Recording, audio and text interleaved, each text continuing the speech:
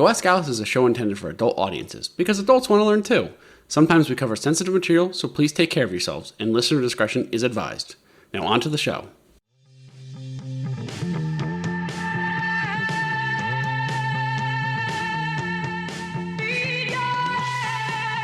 Hello, Internet friends, and welcome back to another episode of Go Ask Alice, the show where we jump down random internet rabbit holes and bring you wonderful factoids from our adventures in Wiki Wonderland.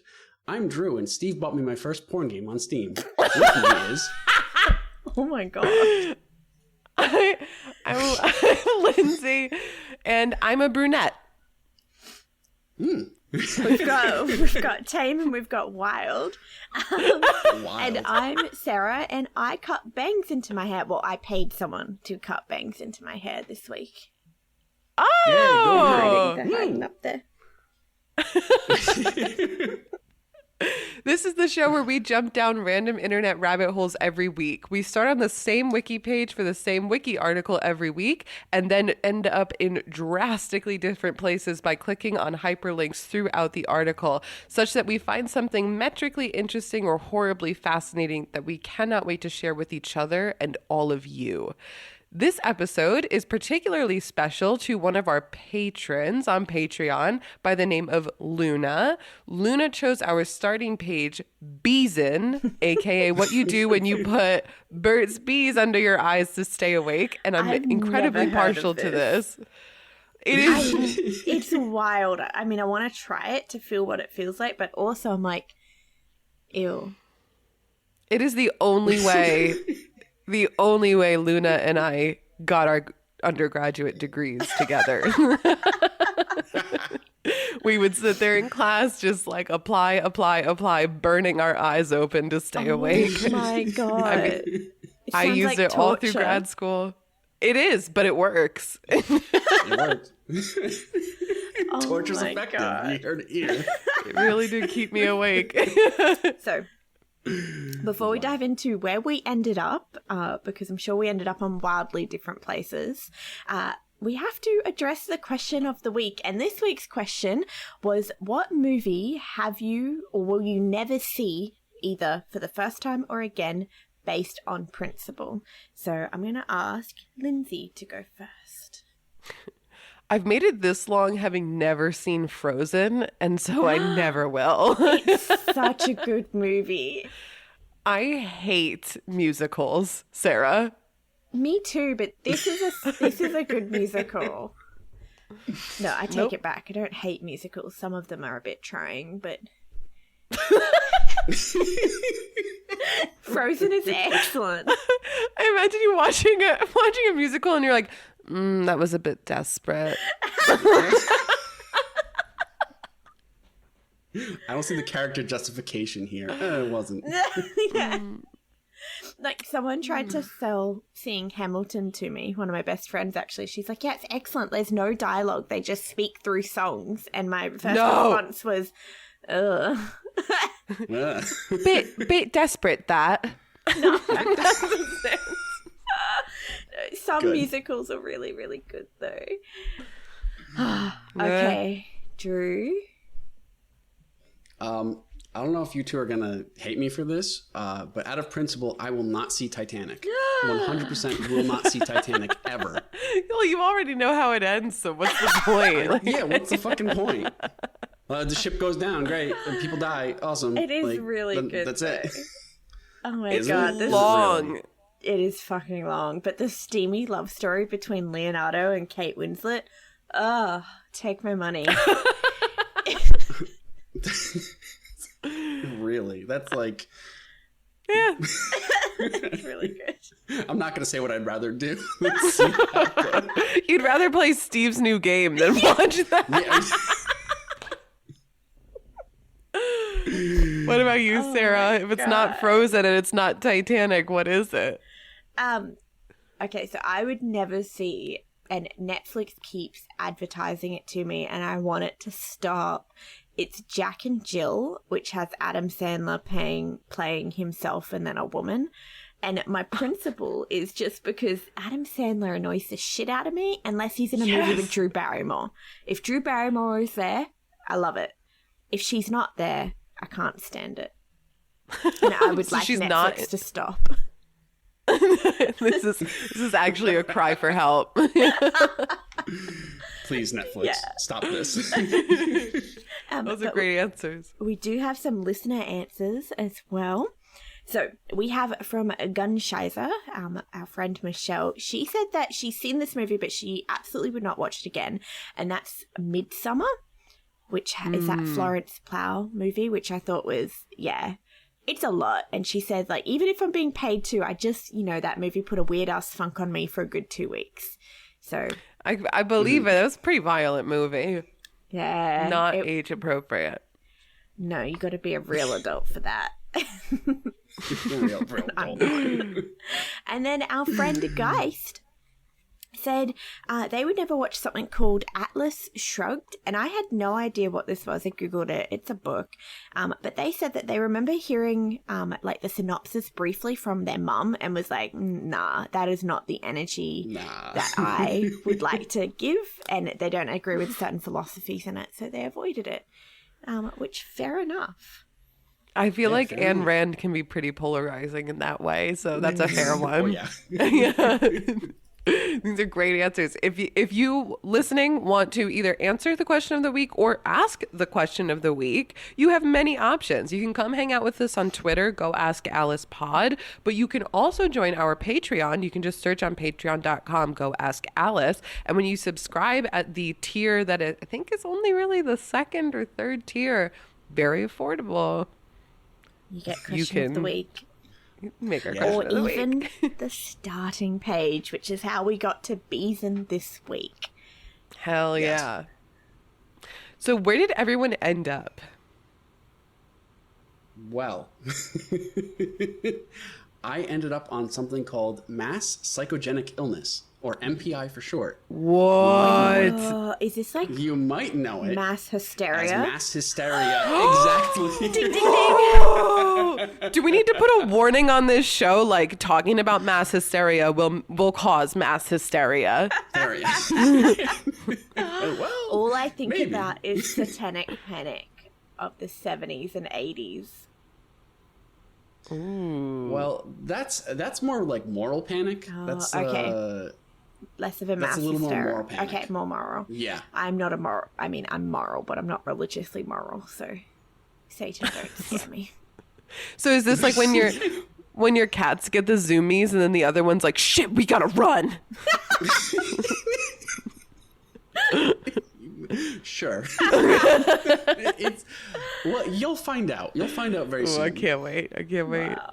Wow. Okay, so I ended up on something called Cunning Folk, and they are basically helpful folk magic people. So I ended Ooh. up on that topic. I love that you guys both before the show were like, I only took 3 clicks. And then you both ended up like, what the fuck? Yeah. Vastly different. But also like kind of a little bit, I don't know what word I would use to unite them. Like kind of edgy in a sense. I'm going to talk about Dennis Wilson, who is the drummer of the Beach Boys.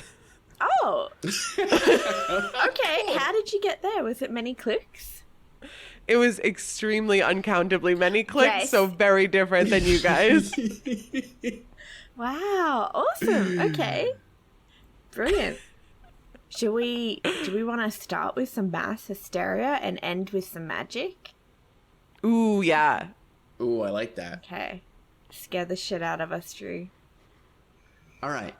So, as I said, we're on mass psychogenic illness, or I'm going to probably call it MPI for short because it's way easier to say. And what I actually had clicked on was the more common name mass hysteria or epidemic hysteria. That's another term for it. So Okay. it's very cool names.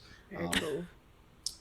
And as I said, I got to this page very, very quickly. I was very tempted to stop in moral panic because moral panic I find very funny. But when I saw mass hysteria, I was just like, I gotta click on that. I have find to know. moral panic hilarious. It's so funny. People are like, oh, you can't be doing that. It's rock music. Oh, it's so good. Well, I think, ironically, there's a bit of moral panic in my topic because witchcraft. Oh yeah, absolutely. You can't go to the sock hop.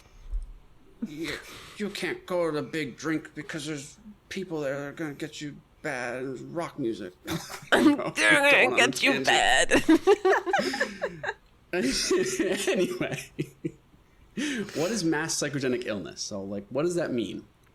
Well, it's cool because it involves the spread of an illness, like illness symptoms, through a population where there is no infectious agent responsible for the contagion. Oh. So it's purely a psychological illness that rapidly spreads through a group of people with symptoms affecting different members of the group. Yeah. Okay. So I've heard of this it's really before.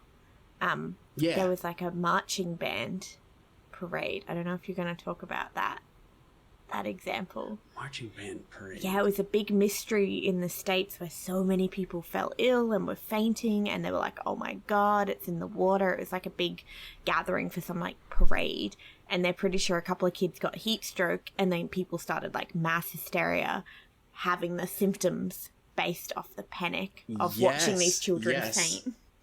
Whoa. Yes, that is a perfect example of MPI. That is a perfect example. Oh, weird. Okay. It's so weird because this psychological phenomenon, it manifests as physical symptoms that are exhibited unconsciously, so you're not really thinking about it, and have like no corresponding organic causes. It's literally just like there's something. It's like a nervous system disturbance, but you know, it's not caused by anything organic. It's not like a virus or bacteria or anything. It's just like your brain's doing it. How clever is our body, and also a little bit evil?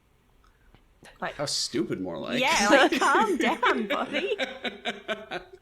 Exactly, because it's like the spread of an imagined disease through a population. It's just like it's just so funny. It's a little bit funny to me. But MPI is distinct from other types of collective delusions because it actually has physical symptoms that are associated with it. Like other delusions may be, you know, not physical, but this one has like the physical symptoms associated with it. And there were some distinct patterns to these outbreaks. For example, these outbreaks involve symptoms that have no plausible organic basis, as I said, symptoms that are transient and benign. So they're very quick to go away, very rapid onset, very rapid recovery kind of a thing. They happen in segregated groups. The presence of extraordinary anxiety, which is, you know, mood, but, you know, also it's like that is a very big component of MPI, is just extraordinary anxiety. And then the symptoms are spread via sight, sound, and oral communication. So it's like you talk about it and then other people start having those symptoms. It's super cool. And the last one, you're not going to be a fan of this one. The preponderance of female participants is the last category, or like last distinct pattern. What's a preponderance? Like a large amount of female participants. Oh, so it's like one woman faints and then it's like all the other women just faint. A lot of women, yeah. I wonder if that's because females are generally more empathetic. We're just so impressionable. We should not be trusted to think by ourselves. No. No. I'm kidding. We're not going down that route. We're not going down that route. Stop that. Drew's like, stop it, you have rights. Stop it, you have rights. Take them. Don't take them away. That's not what I'm doing.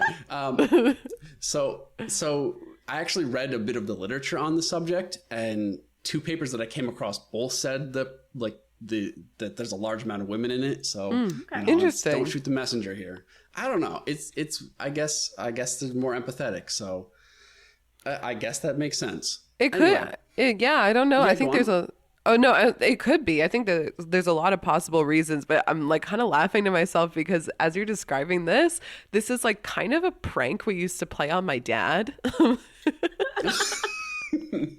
My dad would just like get a bit of a sore throat and be like, it's the flu. I have the flu. Like he'd be super dramatic about it. And so my mom said it's the power of suggestion. Like you suggest it and then your dad has symptoms. And she was like mad about it. Like she was annoyed that he was doing this. So I, as a kid, wanted to see if that was true. So I would pretend to be getting sick. And then all of a sudden my dad was sick and then like would display symptoms of being sick, even though I completely made it up. Amazing. Oh my god. He had a little man that flu. Poor man. Poor man. Getting gaslit. Oops. Well, what is it? The sympathetic nervous system was just like, high alert all of the time. Oh. Well, now hearing the other like symptoms, like, oh, it happens under high stress, I'm like, oh man, my dad was just really stressed and I was just being a dick. Sorry. Sorry, Papa. Papa. That is funny. Anyway. So our good friend, the DSM-4, Not the DSM-5. our very good friend. No, not the DSM-5, the DSM-4. Okay. I don't think it has been categorized in the DSM-5, but they said specifically the DSM-4. They get into it. Yeah, they're getting to it. Well, they may never get to it because it's. We'll get to there. Okay.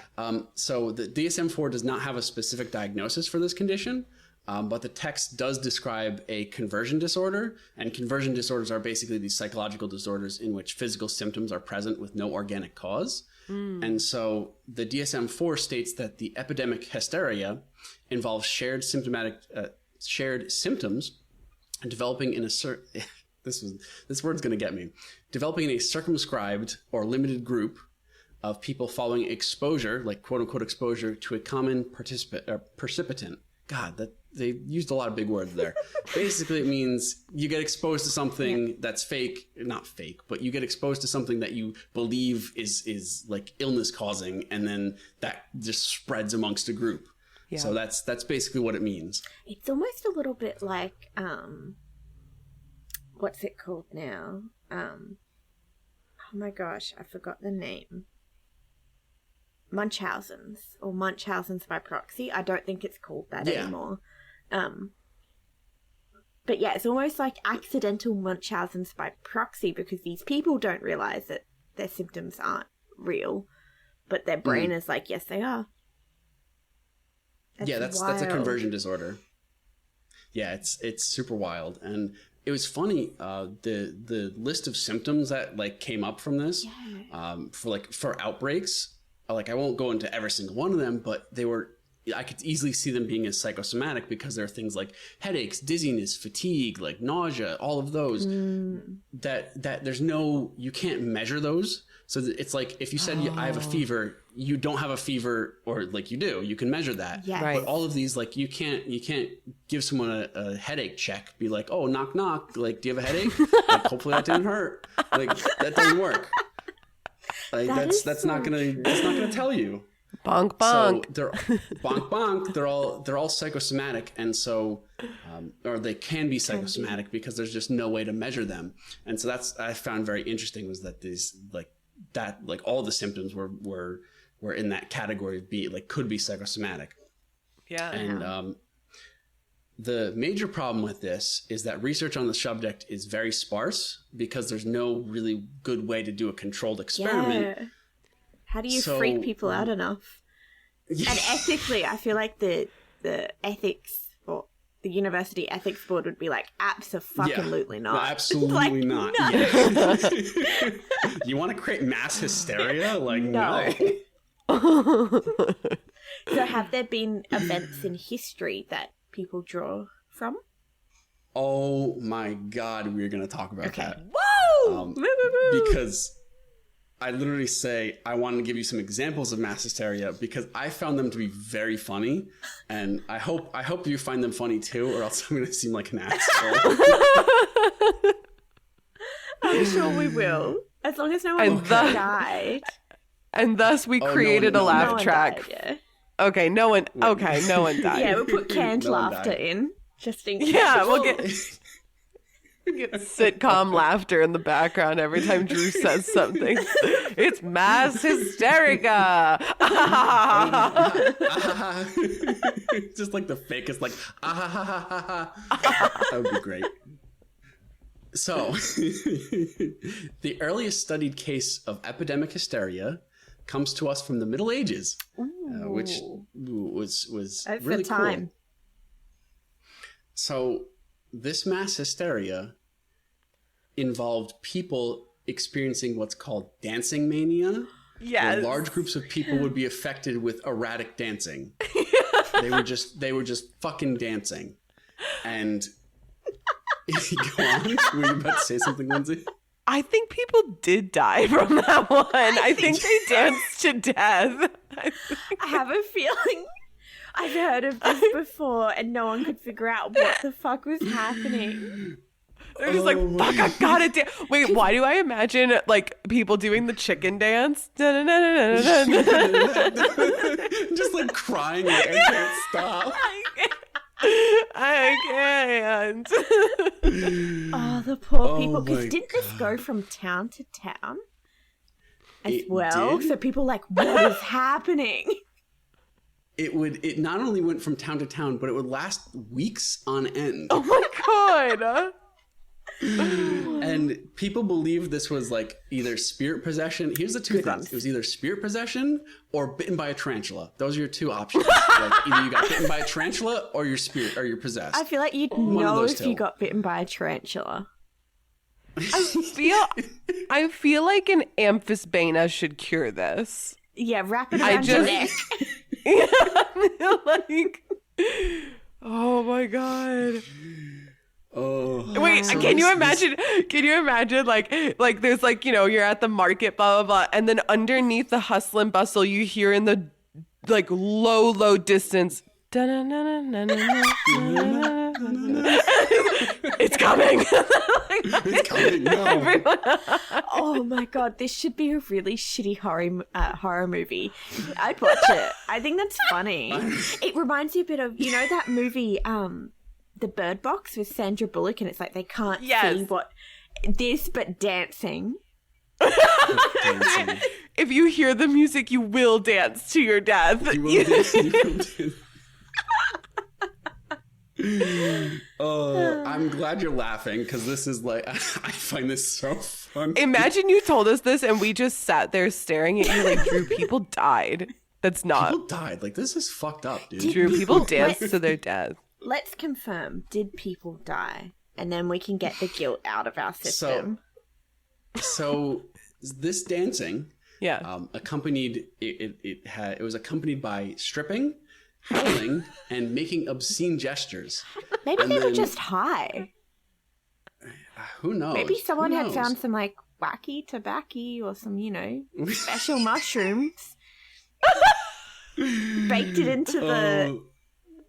into the cookies of the town. The town cookies. The town cookies, you know. Or I mean, like, maybe some like mushrooms made it into the well or something like that, you know. Yeah, exactly. Or there were just a lot of tarantulas. There's just a lot of tarantulas, a lot of spirits. And I have good news. It is not confirmed whether people actually died. There was a myth that it was like 15 people a day were dying, but there's no evidence of that. So we can laugh.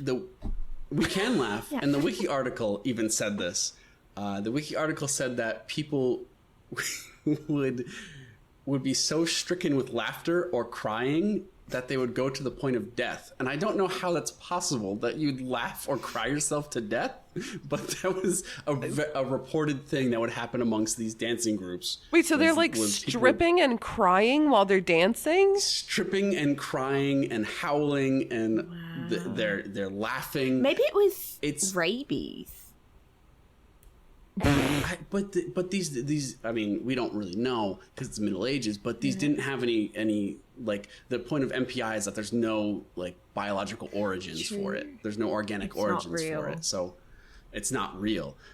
So we'll get to it a little later, but it's kind of hard to really confirm MPI existing or like an MPI outbreak, because it's like you can't. I mean, we don't know too much about it, and also there's like, you know, it's kind of a very loose definition. Yeah. So one of the other examples that I have comes to us from nunneries, actually, where a lot of the young ladies would exhibit a variety of behaviors, like using crude language or exhibiting suggestive behaviors. And all of this was attributed to demonic possession. Of course it is. You're in a nunnery. Like, where else is a demon gonna possess people? Like, nunnery is the perfect place. Oh, these poor women were just deprived from the pleasures of life. That's what I was thinking. But the thing was this demonic possession would spread like wildfire in these nunneries.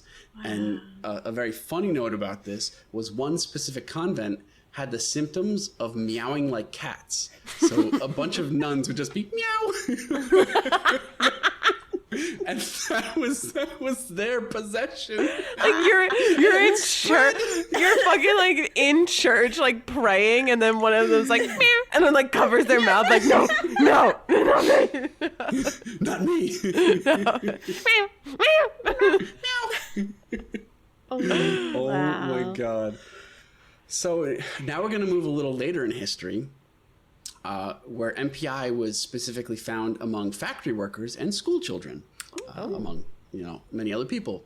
But so there's a lot to this wiki article. If you're interested in mass hysteria, you can give it a read. But basically, these outbreaks in factories again involve spirits.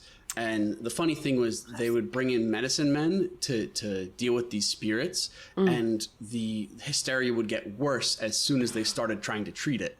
So it would just like, as soon as you validate it and say, yes, there's something wrong here, more people would start having the mass hysteria. So it's crazy. You can't win by trying to treat it. You've given it credence at that point. Exactly like you said, like you validated it, and now it's like, there goes the flood door. You ignore it, but imagine if you're ignoring it and it actually is like a pathological thing. Demonic possession. Yeah.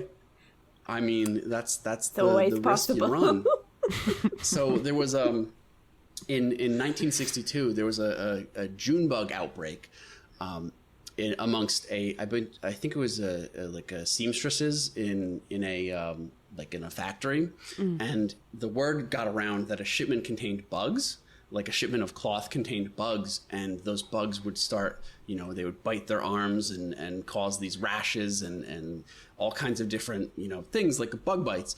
And this was completely like, there was nothing there that was causing this, but they were like, a lot of these women would have like rashes on their skin. And so they were convinced that it was these bugs, and it just wasn't. There was no physiological way that they were getting them. Sorry. It's nuts. It's like I'm just cracking up. I'm just imagining somebody showing up oozing, and they're like, "I'm an empath."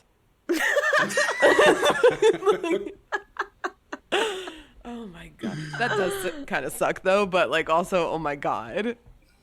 Yeah. Right. Wow. And even more recently, workers at a data center, they complained about a mystery gas that they smelled, and they were all rushed to the hospital with a wide array of symptoms. But in this case, literally nothing was found to cause these symptoms. So it was purely psychological. The same thing with the June bug outbreak. It was purely psychological. So it was it's completely nuts. And what I found very interesting about this wiki article was that it was updated in July 2022, where an outbreak, we're talking about schools now, there was an outbreak of MPI that was believed to occur in India, where I think it was a large number of teenage girls had these like screaming fits and all kinds of different symptoms based off of that were purely psychosomatic, and it was just like this big old outbreak of MPI. So it's occurring today. And, there's like just no physical cause to these, and it's seen throughout the world. And what I just found is it happens amongst a bunch of different age groups, and it happens amongst a bunch of different cultures. So I'm guessing this is just a human thing, that like MPI is just a human thing. I think Fascinating, I remember. Yeah. I think I remember learning that it's like your body's response to apparent threat. So like if you see people maybe throwing up or fainting, and then your body's like, oh, that could have been the water or the food, I need to expel whatever that was. Or like the same as if it was the bugs, like your body's already freaking out thinking, oh my god, there's bugs. You could, heighten your nervous system so much to like start producing more histamines, then you start to get itchy. Like, it's almost like your body's like, I'm trying to help, but it's really not. Yeah. Yeah. Yeah. That's 100%. That's 100% crazy. Like, absolutely. Now I'm scared of it. Cool. Well, just wait, because it gets better. Because the next two things I'm going to cover are terrorism and the internet. Oh. Two of my favorite. Oh, dear. Two of my favorite things. No. So, what is very interesting is that when a terrorist attack happens that has biological or chemical agents, there's a huge influx of people believing that they've experienced the terrorist attack. And so they start experiencing the symptoms of whatever agent was used and show up at hospitals saying like, oh my God, I'm like, I've been exposed to this. Like, I need help. And they have all the symptoms. And so it's a very big problem because, you know, tons and tons of people are showing up at hospitals thinking they've, you know, had some kind of like biological or chemical agent. Yeah, exactly. Did that been happen exposed. with the anthrax scares? Yes. That's very much it. That's one of the examples. But another example is the Havana syndrome, which we've talked about previously. We've gotten wrong previously. Gonna fucking ask. Yeah. That Havana is syndrome fascinating. I was it's literally an like, what if that's just an MPI? And then I was like, that'd be so ignorant of me to just erase people's experiences. And then just like, oh no, that actually may be it. It's like word gets out that something is happening, and then people start feeling the symptoms. So it's just like you say, I'm starting to feel this, and then everyone's like, oh my God, I'm starting to feel that too. So it's this link that we have to each other. You know, it'd be fun is to test this on sociopaths, because I reckon they wouldn't respond. Is someone who feels no empathy, I wonder if they would feel no empathetic response to hysteria. They'd just be sitting there really cool. drinking their margarita, being like, suckers.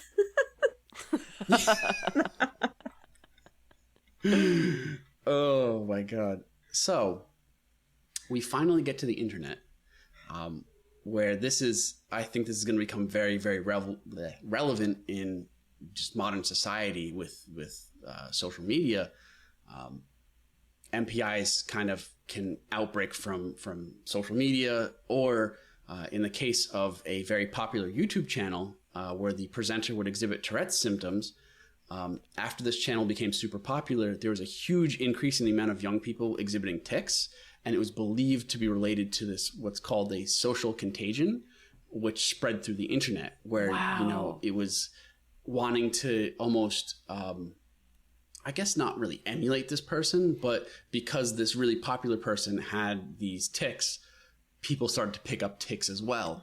And so that's just nuts to me that you can not pass on, but you can just popularity give someone tics, which is just like nuts to me. Right. That like essentially, you've taken Tourette's and made it contagious. Yeah, exactly. Yeah, exactly that. And it's gotten so bad with social media that psychologists have classified the occurrences of MPIs on social media as mass social media induced illnesses, or MSMIs.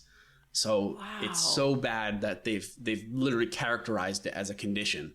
Oh my God. So I'm just let that sink in, that social media is causing these horrible things to outbreak. Because I remember, you know, that there was like forever ago, there was like, oh, there's spiders in the bananas, and like if you open it up there might be a spider in there, and then everyone was just like freaking out about that, and a mass hysteria kind of happened, and people started to believe that like if you bought bananas from this one store you're going to find spiders in it, and it was just all nuts to me. That's not true.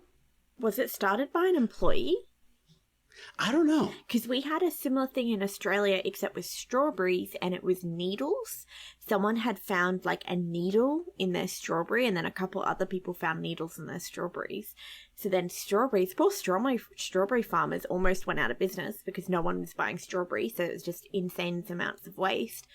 It was an employee at the strawberry farm had planted some things and started this rumor.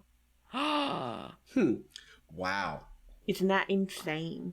But people were like mass hysteria of not thinking they'd found needles, but too scared to buy it because they thought it could be real. I mean, this kind of reminds me of like you hear that a certain object is getting recalled. Like, oh, like, soy milk has to get recalled because it's making people sick, or like, E. coli, which is a real, is a real thing. There can be like E. coli in the lettuce and stuff. But then I bet that you get a huge influx of people claiming that they're sick from these recall products and theirs are like totally fine. Yeah. Yeah. That's all MPI. Humans That's are like weird. 100% MPI. Humans are very weird. And I, like, when I read this article, I really wanted to just understand how something like mass psychogenic illness could really spread throughout a population. But it turns out we really don't know. So, we just don't know too much about it in general. So it's kind of just a phenomenon that exists. Yeah, it's like this interesting Oh, sorry. No, you go for it.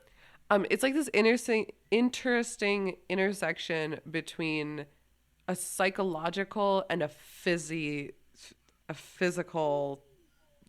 I'm realizing now the word might just be physiological. Yeah, that's it. All right, I'm done. No, it is. You're very right. And I find it very interesting that this is so hard to study.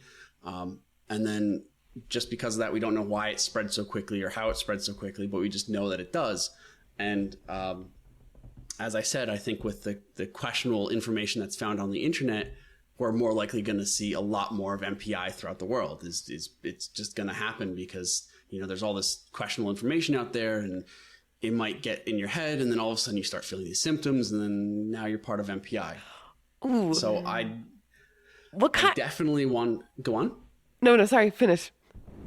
Well, I definitely want to look more into MPI and kind of get an idea about it so that when something might happen, I might be able to sort of say like, wait, don't go into mass hysteria yet. Like, let's just, pump the brakes a little bit. So hopefully recognizing it might be able to help stop a little bit of it, maybe in the future, but I just hope anyone listening is going to be a little more aware of it.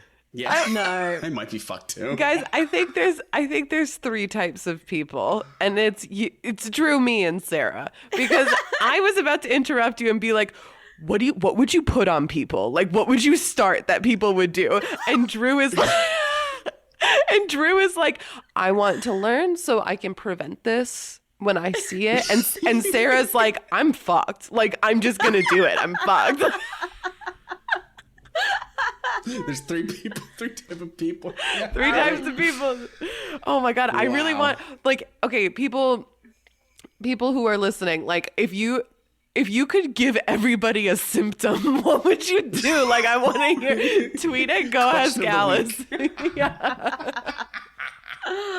I want to be like, guys, I cannot fucking stop complimenting strangers. Like, I walk by and I'm like, I love your purse, and I just can't control it. That would be a great mass hysteria. Everybody's just bloody nice to each other for a day. Yeah, like that's... That would be so good. I just imagine like, wow, you did great, something great with your hair, and you're like, oh my God, I can't believe I said that. I came out. I'm like waiting at the crosswalk, and I'm like, you are so loved, and then I just keep going. you look back at them like, oh God. And then Sarah catches it because she's so impressionable, and she's walking around like, fuck, I love science. I love being here at work right now.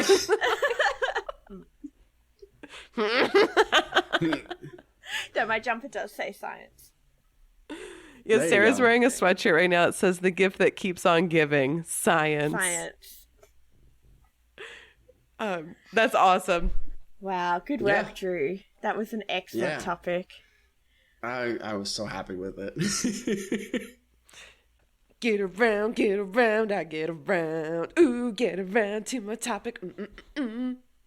It's Beach Boys. It's the Beach Boys. It's the Beach Boys. So you guys have kind of heard of, I almost said the Beastie Boys. Totally different. The Beach Boys. Yes. Do you guys have like heard of the Beach Boys? Yeah, like what kind of song comes to mind, or even like their general vibe if you can't think of a song? Like, do you... Oh my God, surfer rock. Come on. They're like the ideal surfer rock. Yeah, they are basically the surfer rock. Yeah. Yellow Submarine, is that them? No, what? That's Beatles! That's Beatles! Wrong. Beach Boys. Okay, hold on. I've got to Google. What are their songs? What do they do? They do I've heard of Barbara them. Ann. They do Surfer Girl. They do Fun, Fun, Fun. Like, fun, fun, fun, till her daddy takes a T-bird away. Oh, yeah. They are excellent. You've heard them before. Exactly what Drew said. They are like surfer rock. That is what they are.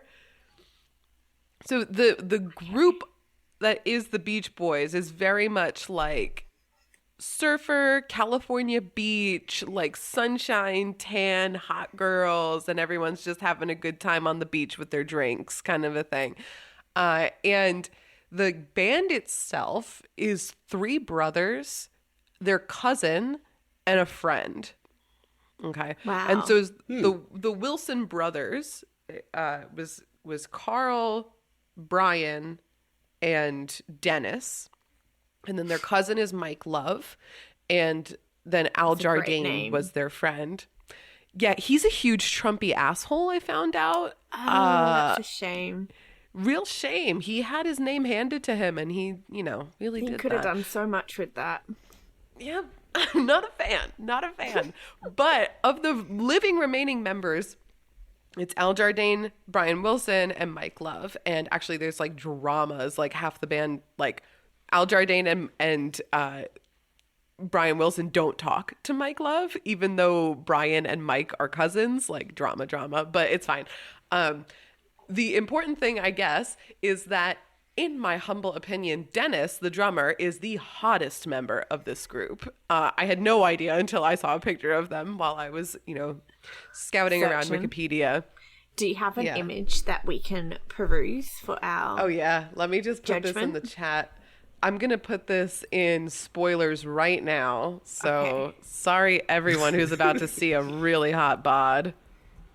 We've got different taste in men. Oh, no. Oh, man. He is so dreamy. Look at this. Boom. Little nerd playing he's the not- drums. He's not bad. He's cute. Well, you know what? I He's feel like not his bad. brother, Brian Wilson, was really the genius behind the Beach Boys music. And they actually got in a fight. Dennis got in a fight because all of the girls used to go after Dennis and like go right past Aw. Brian. And it was sad because Brian really was like the brilliance behind the music. And they'd all be like, Dennis! And like go past. Yeah. But anyway, not what Not what not we're what I'm here going for. to talk about. No, I actually was more interested in learning who Dennis Wilson was, why I had never heard his name before, and once I landed on his wiki page, I wanted to find out why he died at 39. He died very, very young. So he Close to was that 42 club. 27 club. There's a 42 club too. Because Elvis Is there in it. really? Yeah. Oh, Forget who close to else the has died at 42. Yeah, Damn. 27, 42 are the years you would like to avoid. got you. Yeah. Okay. Well, he was born in 1944, died in 1983 at 39 years old. And in the Beach Boys specifically, his role, like just growing up, he was always a huge rebel. Like he would just sneak out and like rather hook up with girls than like really do, like he just wanted to work on cars than like make out with women. Like that was just his bad boy vibe. And his brother Brian was very much like locks himself in his room with his tape recorder and has perfect Aw. pitch and like made these really like tight, like really good musical compositions and was a perfectionist. And so Dennis was always like, my brother's weird. Like my brother just sits in his room. I'm out here like, skipping school, whatever, like being a hottie bad boy, 50s and 60s bad boy. And Brian used to always, the nerdy one, used to always get his brothers to come and record and harmonize together. And this was kind of like the beginnings of the Beach Boys and their music. Dennis was into surfing and was actually the only member of the Beach Boys who knew how to surf. Fun fact, Wow. everybody in the Beach Boys sucked at surfing except for Dennis. So Dennis was like, here's this hot thing that everyone's doing right now. It's a really cool scene. You should So we'll name it after the beach. Well, yeah, we should name ourselves, because I think that his brother wanted some like really nerdy name, and he was like, no, we got to be the Beach Boys. Let's make all of our songs about surfing and about this like Southern California attitude, laid back attitude. Hilarious. Yeah. So the Beach Boys were extremely famous, hit after hit after hit. And in the way that it happens with pretty much any music artist, especially when you reach fame really quickly and you're really young, drugs and alcohol become just a part of your life and a huge part of your struggle. Dennis caught my attention because that was not his only struggle. And I'm going to need Sarah's help to tell this story. So Okay. I'm going to start telling the story of where his troubles really pick up, and I'm going to let Sarah take it over for a little bit. Sarah has no ideas of what I'm going to do. I have no idea what's happening. All right. So it's, what year is it? 1968. And Dennis is driving through Malibu, and there are these two female hitchhikers. It's April 6th, and he sees these hot two female hitchhikers, and he picks them up and drops them off where they need to go. 5 days later, he's driving, and he sees the same two hitchhikers, and he picks them up, and he's like, we're old friends. Like, you know, what's up? What's your name? Whatever. And they start chatting about kind of like life and vibes and whatever. And he's like, oh, actually, like, I've got a guru. At the time, actually, the Beach Boys had been going to India with the Beatles, and they actually had a guru, like, you know, a sort of spiritual guide. And they were like, oh, we have one too, who we feel really strongly about. Charlie Manson. Holy shit. How did you know? I just got the vibes. Yep. He drives the girls home to his house. I don't know why. The article did not explain why. God. He goes to record with the Beach Boys and comes home, and Charles Manson is standing in his driveway. Fuck off. It's dead serious. So Charles Manson, oh my God, Manson, sorry. Charles Manson is standing in his driveway and says, oh, we knew each other. We met at a party a long time ago where I came to go buy weed, and you told me that I could come to your house anytime. Already pretty sketch. One of the hitchhikers was Patricia Krenwinkel. I don't know if her name is familiar. Well, she was one of the five, or the Sharon Tate scene, right? I believe so. She has her own dedicated article. She Patricia. was. Yep. Oh no, I was just oofing at her life choices there. Oh, Patricia. To the family, she was most known as Katie. But this is why I wanted to throw it over to you for a minute, Sarah. Who is Charles Manson? Why is this such a big deal? And what kind of doom are we expecting here? Where is this story going? Yeah, you want to tell us for a second? So Charles Manson was basically a cult leader.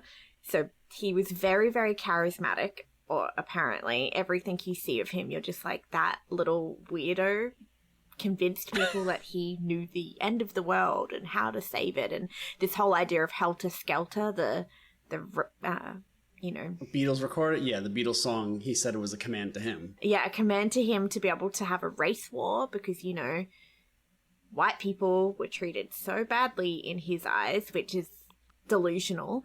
Holy shit. He's insane, but he had his own commune on an old Hollywood, I think it was like an old Western set that they had basically like kind of taken over from whoever owned it, and they lived out in the desert, like out near past LA into the desert type scenery, and it was super culty community vibes. And his idea was that the rich were getting richer, and so we had to take down the rich, and he ordered the slaying of Sharon Tate, and I think it was meant to be Roman Polanski, possibly. I think she was married to him, but he wasn't there. So yeah, he had ordered this murder in this like Hollywood Hills mansion, or this very, very high profile couple. So Sharon Tate was like 8 months pregnant, murdered. Her child died as well, and then several of their friends who were also around at the house were also murdered. Massive thing, because people were like, what the fuck is happening here? This is like a mass murder. They figured out it was the Mansons, but it wasn't just Charles Manson who did it. He ordered it, so he technically didn't kill anybody, but he ordered these people to do it, and the people were young people, like young teenage / early 20s idiots. And they would refer to him as command. Yeah, they would call him the Wizard. They really believed in his, charismatic leadership. So at first, Brian Wilson is like, this guy's a genius. I'm sorry, not Brian Wilson. Oh my God. Dennis Wilson is like, this guy's a genius. And he actually invites the family. So that's the name of the cult. Oh my God. The family starts living out of his mansion on Sunset Boulevard in California. Oh, it gets worse. So it's like Dennis Wilson, Charles Manson, and like 17 other young women who are just like living in this commune in his house. And the Manson family is burning through this guy's fortune. Like Dennis is footing the bill for literally everything. And the article, I shit you not, talks about how they burn through his money. At the time, it was $100,000, but in today's money, it would be about $780,000. So almost $1 million. They burned through on cars, clothes, food, and penicillin because they all kept getting gonorrhea. All right. So for about 6 months, they partied really hard at Dennis's mansion, doing a lot of drugs and things like that. And the Manson family, Sarah, I put you on the spot with no preparation, and you like gave the perfect intro. So like they started they started destroying his wealth. So like one of the things that they did was they took his Ferrari and Mercedes Benz and just crashed them. In fact, the Mercedes Benz was crashed outside that ranch you were talking about, like the movie set. They would just like, I think, throw things off of like a cliff and things like that. Wow. It was bad, and it got worse. He said that at one point, Dennis, in an interview, had said, if anything, they're supporting me. I had all the rich status symbols, a Rolls Royce, a Ferrari, home after home. Then I woke up, gave away 50 to 60% of my money. Now I live in one small room with a candle, and I'm happy finding myself. So for a while, Dennis was a prisoner in his own home. His literal mansion was handed over to the Manson family, and he had one room with a candle while they spent away his fortune. They were just fucking him over. They were like, fuck you, rich bastard. Big time. Like at some point, Dennis was like, this guy's a fucking genius, and we're going to write songs together. So at some point, Dennis of the Beach Boys records songs with Charles Manson and thinks that the guy is like actually a really good songwriter. And there actually is still a Beach Boys song where Charles Manson is not credited, but he is a co-writer, and it did end up getting published. And the Beach Boys song is Never Learn Not to Love. On the album, it's only credited to Dennis as writing it, but it was Dennis and Charles Manson, which I did not know that this connection existed. Yeah. So at some point, Wilson realizes that he's in a bad situation, but the cult has taken over his whole house. So he starts staying on a friend's couch because he's afraid to kick the cult out of his own house. And he's afraid to call the police on them because at this point they are like straight up murdering people. And so he's scared of them. So he's like, you know what? You guys just take my house. Like, I'm just going to go be safe somewhere else. Like, I can't deal with this. So he basically moves out of his own house. All of his household possessions are just trashed and owned by the family. And at around this time, Manson didn't want to let Dennis go. So he left a bullet with the housekeeper and a note that said, "It's a bullet. Every time," oh, sorry, "what's this? It's a bullet. Every time you look at it, I want you to know how nice it is that your kids are still safe." And apparently, Dennis beat the shit out of Charles Manson. Fuck. Beat the shit out of him when he said this. But he was still like very, very scared of him. And poor Dennis like went further into his drug addiction, you know, trying to like kind of escape all of the stuff that was around him. And I don't blame him. What a nightmare. Like a literal nightmare. yeah, the poor guy, he was really scared. I mean, just throughout the article, he was like, I was way too scared to do anything. And he felt really bad about what he had done because he basically introduced Charles Manson to a bunch of people who are like high up in Hollywood. In Hollywood. Yeah. So the tapes that were recorded, this was the exact quote that I was looking for. Wilson destroyed the tapes of songs that they recorded together. And the quote was, "The vibrations connected with them didn't belong on this earth." So that's like fucking drenched in evil. Like that's like the vibe I get is like, and it's crazy to imagine the Beach Boys, like, you know, super happy, gimmicky surfer rock, like everything's great, recording with Charles Manson and then being like, those vibrations were too evil for this fucking planet. It's not good vibrations. It's not good vibrations. You do know their songs. You do. That's my favorite. That's my favorite Beach Boys song. But anyway, throughout the years, Wilson continued to receive death threats from the Manson family, and they would like call him in his house at this point. Or they'd I think they were evicted. Like, I think that they had moved on and they were pissed. But he would get random phone calls that were just like, "You're next." And that's it. Mm-hmm. Wow. So in 1976, so now we're like almost 10 years later, he said, "I don't talk about Manson. I think he's a sick fuck. I think of Roman and all those wonderful people," and, you know, gets into how, you know, they were murdered and everything like that, but says, you know, "I know why he did what he did, and someday I'll tell the world. I'll write a book and explain why he did it." He never wrote that book. He never wrote that book. And so what's so crazy is, like I said, he died at 39. He died pretty early into the 80s.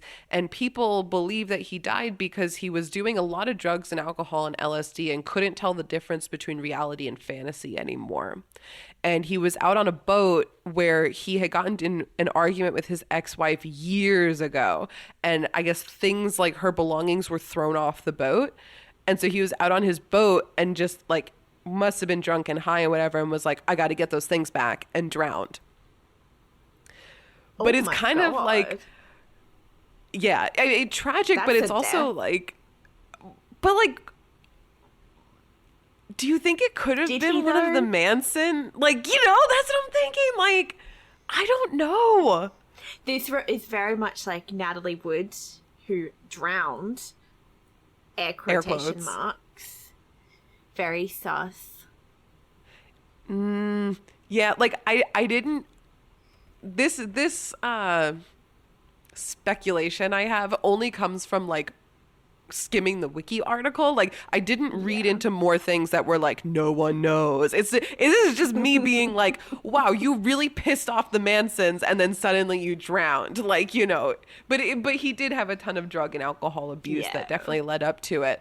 But it was, you know, just shocking that I thought that this was such an upbeat kind of one-dimensional sort of like, yay, woohoo, we're the Beach Boys. Like, not really as deep, our songs, you know, and then it's like Charles Manson. Wow, that is crazy. Yeah, that's all I've got on that. I just want to let you know that existed, that happened in time in the 60s. Wow. Yeah, the 60s was a batshit crazy time. Yeah, every time I learn about it, I'm like, that's why boomers are the way they are. Can I interject a fun fact? Sure. on boomers and why they are the way they are, or a speculation. So you know how the 60s, 70s was just like the amount of crime and violent crime was rampant. Like even when you do all the statistics for crime per capita, it is insane through the 60s and the 70s, and then it drops back down to today's levels, which is still not good, but it's not like it was. Okay. And there's this really cool correlation between how much lead was in the air from leaded petrol, from gasoline from the 20s, 30s, 40s when these people were being born. And so many studies have shown that elevated lead levels in your blood basically stunt your emotional, physical growth, especially your intellectual capabilities. And so there's like hundreds of millions of IQ points have been docked off that generation, and it's none of their own doing. It was the environment. They were literally brought up in, just breathing leaded air. Wow. And it leads to more violent people. So there's that correlation between violence and then lead poisoning, basically. This is what these people had without even knowing it. What do you think the microplastics are going to do to us? Oh my what I was about to say. I think there'll be a scary correlation of something. Oh my God. But it's wild. Yeah. But yeah, that's why the 60s and the 70s, everyone's like, oof. What a time. Yeah, maybe I should leave us with a quote that Christine McVie of Fleetwood Mac briefly dated Dennis. I love her. Dennis Wilson. Okay, is it McVie or McVie? McVie, I think. Okay, Christine McVie of Fleetwood Mac briefly dated Dennis, and their bandmate Mick Fleetwood once said that Christine almost went mad trying to keep up with Dennis, who was already like a man with 20 thyroid glands, not counting the gargantuan amounts of coke and booze that he was shoving down pretty much. But she had said, she described him herself as saying that half of him was like a little boy and the other half was insane. So Dennis was a bit of a spitfire, kind of reminds me of like, yeah, burning real fast and real bright kind of a thing. Yeah. Like he's live fast, die young. That's it. Yeah, but he really was the whole vibe of the Beach Boys. I mean, without him, the rest of the band would have just been a bunch of, band geeks. So he brought all the cool factor in. He brought the cool factor. He brought the branding. Yeah. Wow. Yeah, that was my weirdness. I love it. I love it. It's perfect. Amazing. That was good. That was a great rabbit hole to go down. Alrighty. I do not think I can top a surprise Charles Manson mention. But I am very excited to tell you all about cunning folk / helpful folk magic and its history. Yeah, bring the mood up. Oh, hell yeah. So I thought you would find it funny that, so I went from Beezin to peppermint to witchcraft. Apparently witchcraft and peppermint are one and the same. To cunning folk. So it was very quick to get here, and I thought it was very fun that it was all through peppermint, which is one of my favorite flavors in the world. So I don't know what that says about me. You're a witch. She's a witch. She's a witch. So cunning folk or helpful folk magic was a little bit different to the whole she's a witch vibe in history. And they were less persecuted. So we'll go through that. So to define the topic, do a Drew. So from the Middle Ages up until the early 20th century, practitioners of folk medicine were often confused to be magic or practicing divination, and their nickname, depending on where you were in the world, was either a cunning folk or a helpful magic folk. So, anyone who was practicing kind of like naturopathic medicine, especially across Europe and England, was kind of considered these cunning folk, because some of the things were considered a little bit witchcrafty, or like what they were doing was magic, and it's not magic. Nothing is magic. Yeah, but like if you don't understand the way that like chemicals work, then it's going to be like, why would you have me eat this herb? What? It worked? Like what the fuck? Exactly. So I literally have further down, I'm like, they were just bloody scientists that nobody took seriously, but we'll get to that. So their practices could include anything from traditional folk medicine to even throtting witchcraft in other people. So if someone was accused of being a witch, they had a helpful spell that would help that, which I think is ironic. That the witches were getting accused and the cunning folk were like, here, drink this. So, I don't know. Gotta I help feel like their own that's kind. double standards. Yeah. So, cunning folk is originally referred to folk healers, magic workers across Britain, but the name is now applied as kind of this umbrella term to all of types of similar people across parts of Europe. So I thought we'd break it down into regions. So our first region is in Scandinavia. Okay. Which is quite fun. So, in Scandinavia, they would be called Cloakgummer, or wise woman, or Cloakgubbi, wise man. So you were either wise woman or man, depending on your gender. Or collectively, you could be called the wise ones. And that's as they were known in the Swedish tongue. So they were usually elder members of the community who acted as the folk healers and the midwives in the town. So they were kind of like your go-to person if something was wrong. And they were known for using their folk magic, in quotation marks, including using magic rhymes. And I was like, oh man, what's a magic rhyme? It's the motherfucking chicken dance.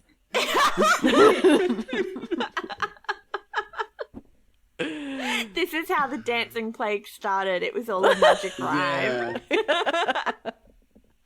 Wow. So, magic rhymes can be anything from like a written down spell, a spell song, a spell charm, like anything that is like a magic spell or like words that are meant to cast like something. Like an intention? Like an intentional... Yeah, okay. Yeah, like I'm intentionally saying these words to try do something, then that can be considered a magic rhyme. Gotcha. Which is pretty cool. So it could be written, spoken, whatever it might be. So most of the wise ones across Scandinavia would have a copy of something they called the Black Book, which is basically a grimoire of spells. So it was like your local neighborhood spell book that each of these folk healers would have.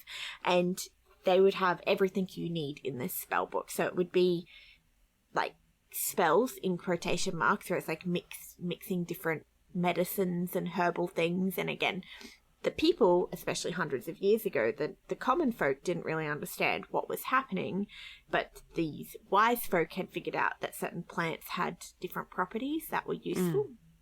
But whatever was written down was still considered a spell, which I think is funny. It's like a little recipe spell. Yeah, it is just a recipe book. Yeah. And I often think of like in D&D, like depending on what type of magic you are, you've got to have everything in a book. And I think of these people like that. Oh, you also gotta have your components and all that. So you gotta can have your cast your spell. components. Yeah. Gotta have your components. Can't do magic without the lily root. That's very important.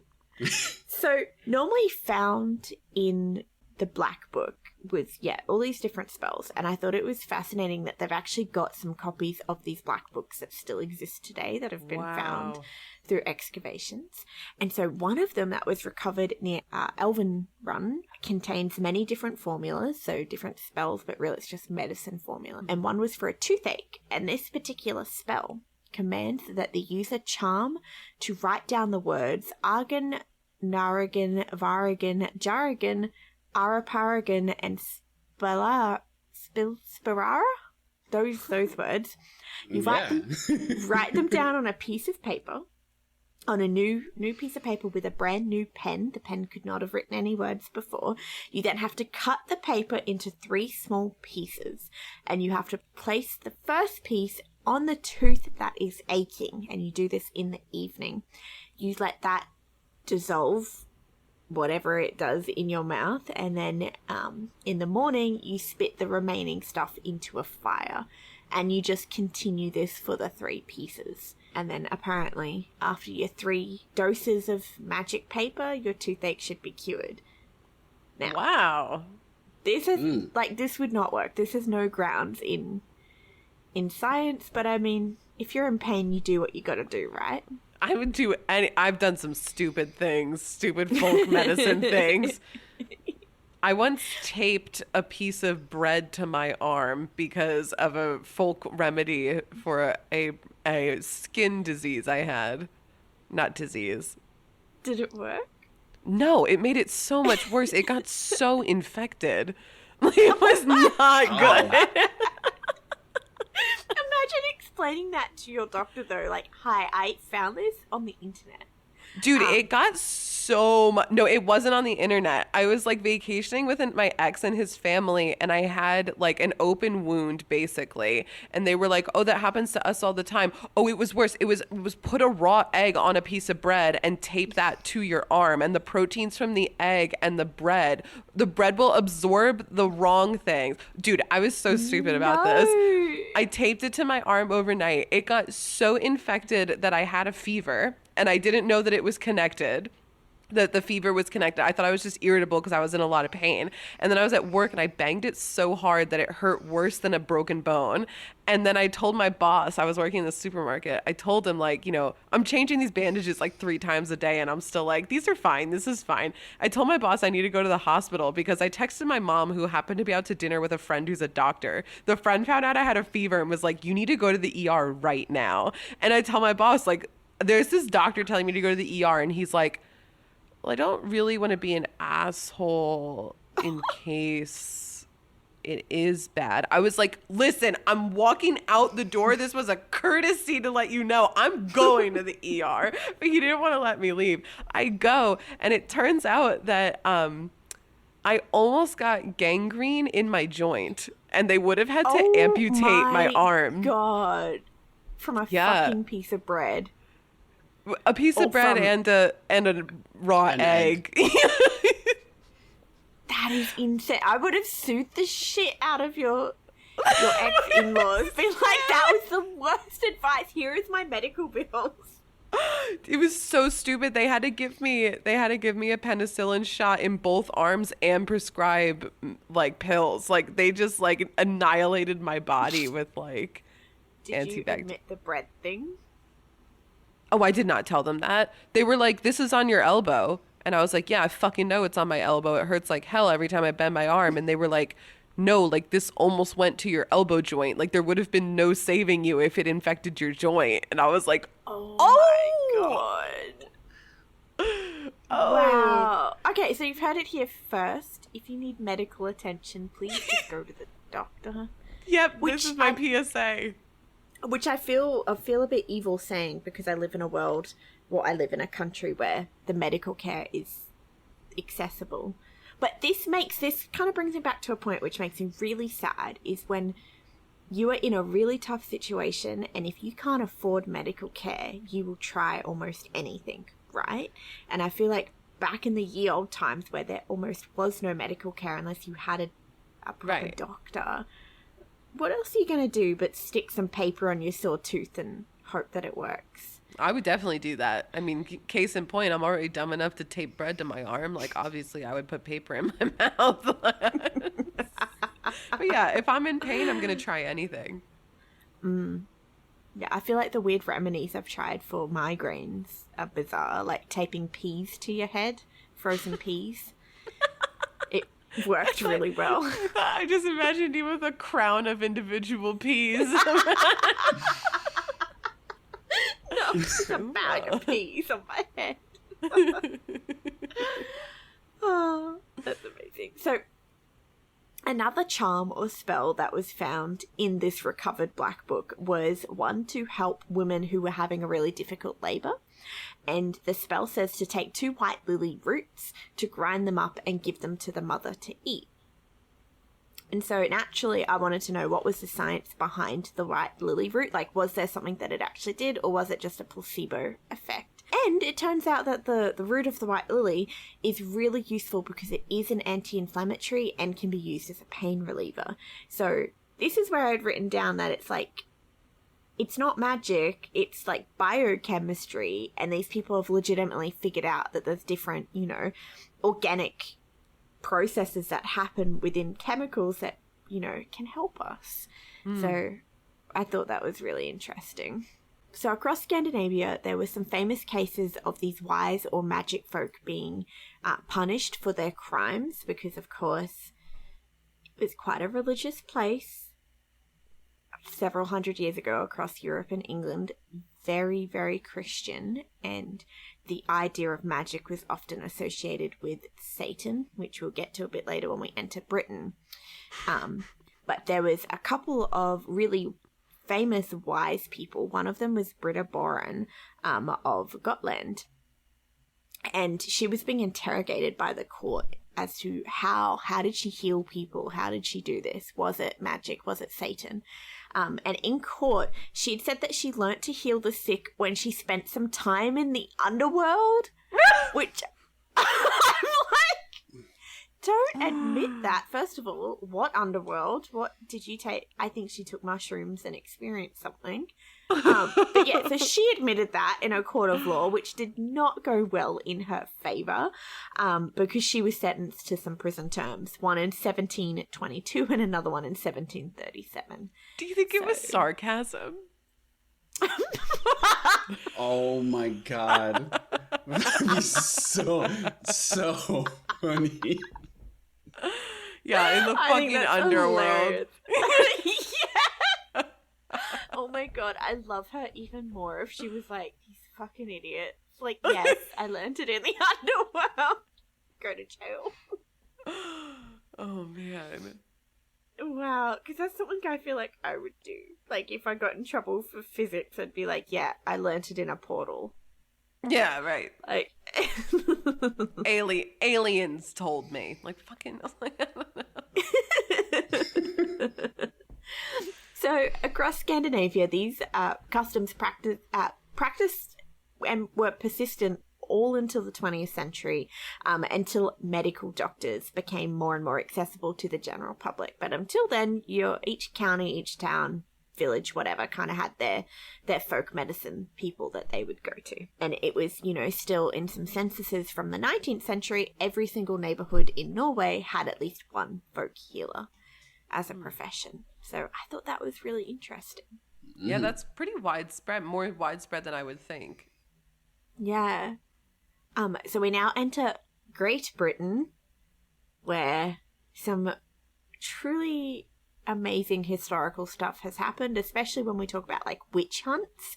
And thankfully these people like narrowly avoided being hunted as witches. So Britain is where the word cunning folk originates. But people could also be called wizards or conjurers. So I think I would take conjurer over a cunning folk.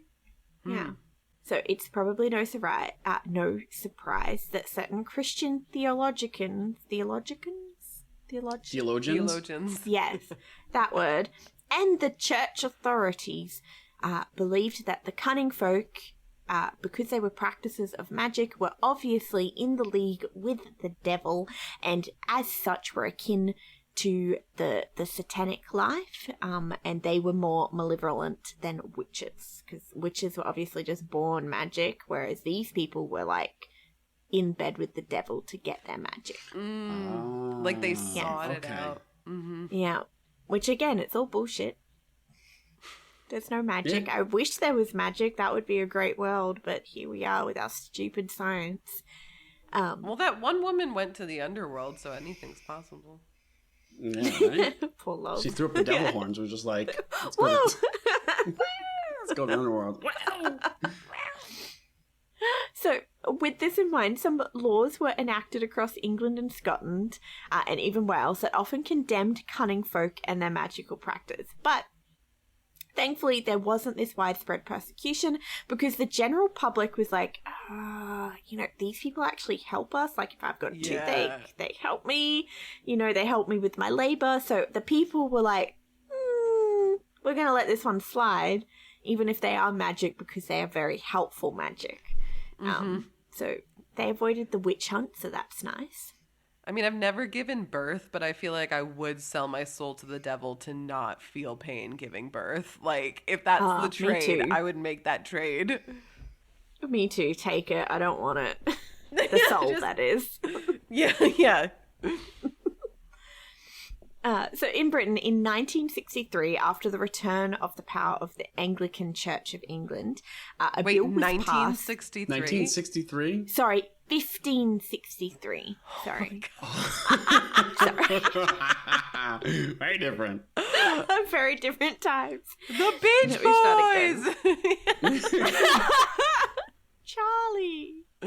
So, in 1563, Anglican Church is back in power, and they passed this bill in Parliament that was designed to illegalise conjurers, enchantments, and witchcraft. Again, this has been aimed at the alleged witches and the cunning folk, but this law was not as harsh as the earlier laws in Parliament, where the death penalty was pretty common if you were convicted of these crimes. But they rejigged it a little bit to say that the death penalty was only imposed for those who were believed to have conjured up an evil spirit directly from Satan, or murdered somebody through magical means. So It's kind of, that's reasonable. Good compromise. Yeah, don't make a devil, don't murder people, and you're good to go. Yeah, then the rest is your business. Yeah, exactly. And I wanted to finish up the Great Britain area I'll finish with one of the newer witchcraft laws, which is from 1736, named the Witchcraft Act.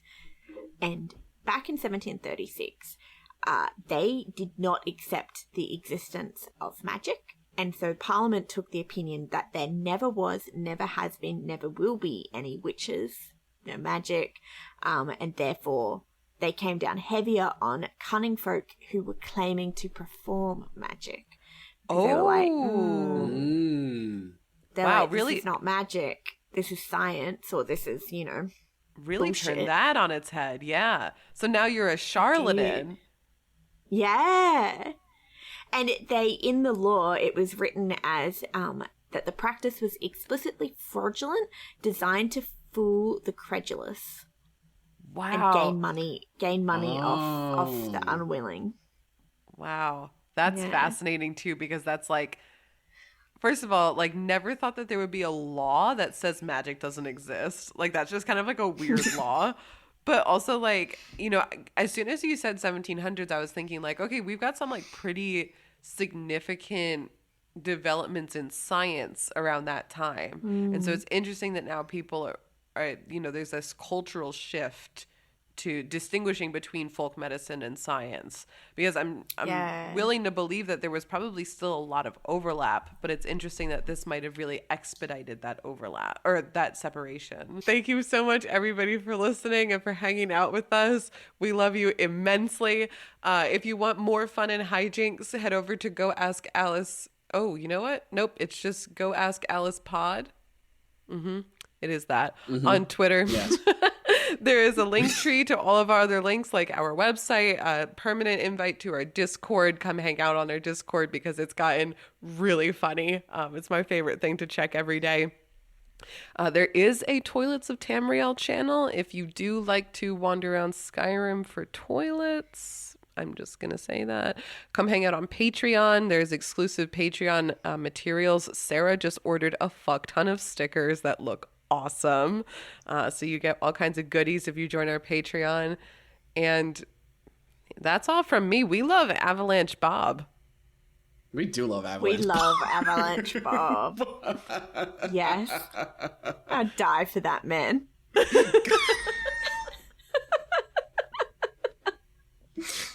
Goodbye. Let's get out of here. Bye-bye.